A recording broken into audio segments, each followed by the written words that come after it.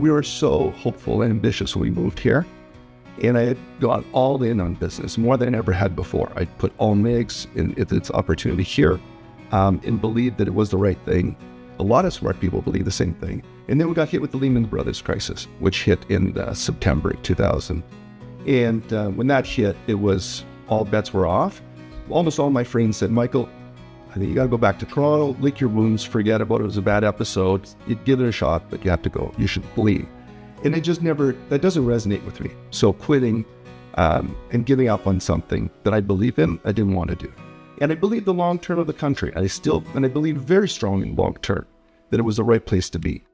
So grit, I think, is important. And fighting through adversity is so key to success in life. We're all going to be hit with adversity at all stages of our life. No matter where you are, no matter what stage of life you're evolving in, you will be hit with adversity. And you have to power through with grit, determination, hard work, self-confidence, and to get through it. And I believe in that. So I decided to stay. Those next few years were, the word torture is not an exaggeration. It was that difficult to be able to survive through that period. But I did. And I was 99.9% defensive when the crisis hit, just trying to stay alive every day and leaving in the morning and not knowing how I would get through that one day. Forget about what would happen next year. How could I survive the next 24 hours without losing everything? But as time went on, you start getting tiny little wins, just little ones, not big ones, a little bit here, a little bit there, a little bit here, a little bit there. And then at some point it started to become, okay, a year or two later, maybe there's an opportunity. And then in 2012, which is a long time, right? That's almost 4 years. So in 2012, I took my first new investment, which turned out to be very successful. And that's when it really started to go back in the other direction, where I was becoming more ambitious and opportunistic to look at new things as opposed to just defensive and survival mode. But that took 4 years of grit and determination to get through that. Very tough, very difficult. There's not too many business people that want to talk about corruption, but I think it's my duty, and I think it's duty as leaders that we should be willing to talk about it. When I came to Romania, I told you all the beautiful things that I encountered for the first time and great experiences. The one big negative experience was my running into corruption. And I think corruption I'm going to call it an old system. It's an old system of corruption.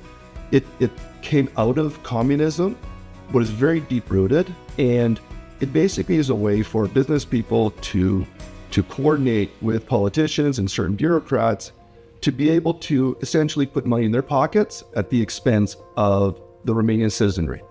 So it's a tax. It's a tax on the people. It's a tax on the state.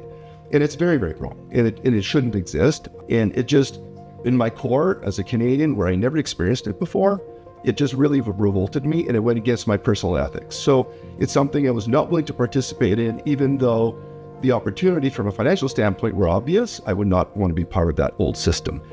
The good news is there's another system that has come forward and is growing and is winning now in the marketplace. And that's a system around transparency, honesty, delivering win-win scenarios like I talked about, delivering solutions to the community, and then getting the political support. And we've seen that as well. And I'll be telling you now that when I started here more than 10, 15 years ago, what I had to deal with then to what I had to do now, it's a different place. It's much more transparent, much more fair, much more merit-oriented. You get what you deserve if you deliver a great product. And you have to be able to explain your project, you have to be able to explain the benefits, you have to be able to defend it.